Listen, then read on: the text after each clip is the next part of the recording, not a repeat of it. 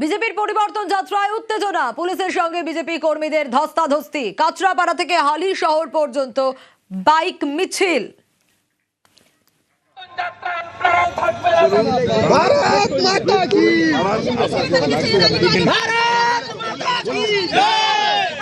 বিজেপির পরিবর্তন যাত্রা, সেখানে উত্তেজনার পরিস্থিতি তৈরি হয়। পুলিশের সঙ্গে বিজেপি কর্মীদের ধস্তাধস্তি। কাঁচরাপাড়া থেকে হালি শহর পর্যন্ত বাইক মিছিল। পুলিশ বাইক মিছিলে বাধা দিতেই উত্তেজনা।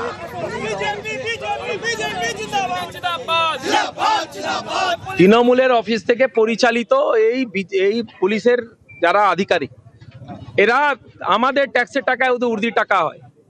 আমাদের ট্যাক্সের টাকায় যে লাঠিটা যে চালাবে, লাঠিটাও আমাদের ট্যাক্সের টাকায়।